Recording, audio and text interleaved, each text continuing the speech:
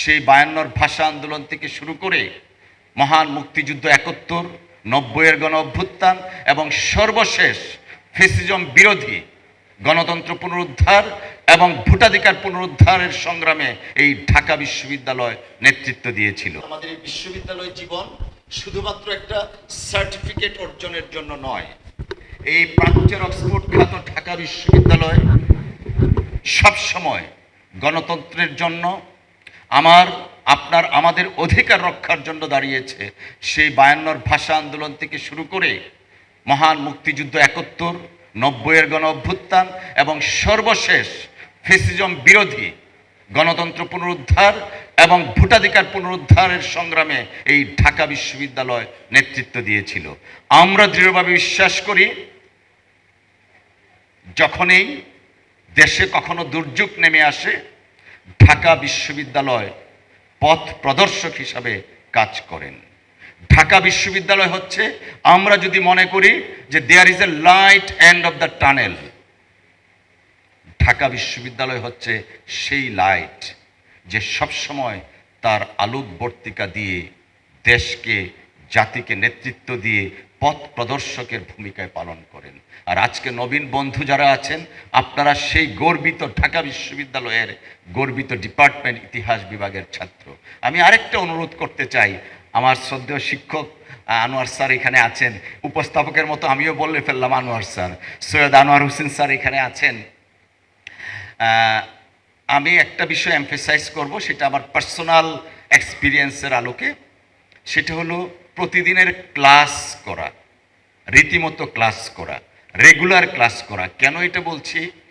আমি honours final year যখন পরীক্ষা দিব, তখন সৈয়দ আনোয়ার হোসেন স্যার চেয়ারম্যান ছিলেন। তখন আমাদের ক্লাসের পার্সেন্টেজ গণনা করা হতো, কত পার্সেন্ট হলে পরীক্ষা দেওয়ার মতো কোয়ালিফিকেশন অর্জন করা হতো। আনফর্চুনেটলি বিভিন্ন কারণে আমার তখন কোয়ালিফিকেশনের জন্য যে ক্লাসের পার্সেন্টেজ প্রয়োজন ছিল, সেটা ছিল না। আমাদের দেলোয়ার স্যার, উনিও হয়তো ভুলে গেছেন, উনি ছিলেন এটার কোঅর্ডিনেটর। তো যখন আমি জানলাম যে আমি পরীক্ষা দিতে পারবো না, গেলাম স্যারের কাছে। স্যার বললেন আমার করার কিছু নাই। গেলাম চেয়ারম্যান স্যারের কাছে। চেয়ারম্যান স্যার বললেন যে আমি অ্যালাউ করব না তোমাকে। তারপর তখন ভিসি ছিলেন আমাদের প্রফেসর এমাজউদ্দিন স্যার। এমাজউদ্দিন স্যারের কাছে গেলাম। স্যার বললেন তোমার ডিপার্টমেন্টে আমি হাত দিতে পারবো না। দৌড়ে গেলাম আমি মমিন চৌধুরী স্যারের কাছে, সিরাজুল ইসলাম স্যারের কাছে। স্যার, আমার একটা বছর আমি লস করতে দিতে চাই না। পরে বললো যে দেখো, ডিপার্টমেন্ট নিয়মটা একটু ফলো করতে হবে। এমাজউদ্দিন স্যার সৈয়দ আনোয়ার হোসেন স্যারকে ফোন দিলেন যে অ্যালাউ করে দেন। আমি তখন ঢাকা বিশ্ববিদ্যালয়ের সিনেট সদস্য বটে, ছাত্র প্রতিনিধি হিসাবে। স্যার আমাকে ডেকে আনলেন, ডেকে এনে বললেন, হ্যাঁ হয়তোবা তোমাকে যদি অ্যালাউ করি, তোমার জীবনে কখনোই শিখবে না নিয়মানুবর্তিতা কী জিনিস।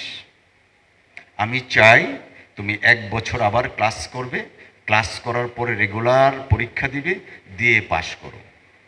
আমি আর একটা কথাও বলিনি।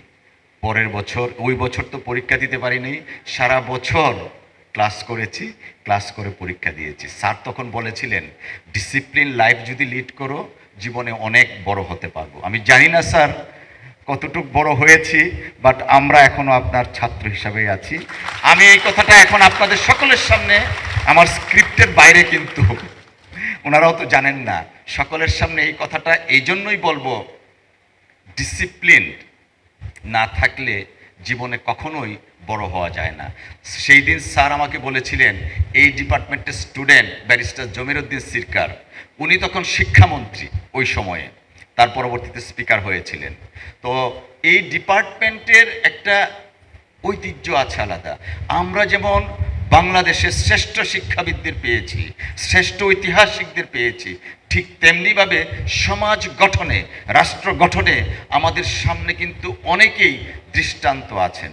আমি যারা আজকে নবীন বন্ধুরা আছেন, প্রত্যেকের প্রতি বড় ভাই বা এই ডিপার্টমেন্টের সাবেক ছাত্র হিসাবে একটা অনুরোধ করব, দয়া করে, অনেকেই হয়তো অনেক ডিপার্টমেন্ট আছে, অনেক ধরনের বুলিং করে আমাদের ইতিহাস ডিপার্টমেন্টকে নিয়ে, আনফরচুনেটলি আপনারা সেই সমস্ত কথায় কান না দিয়ে নিয়মিত ক্লাস করবেন, রেগুলার পড়াশোনা করবেন এবং দেখবেন আপনারাও একদিন দেশ এবং বিদেশে অনেক বড় হতে পারবেন ইনশাআল্লাহ।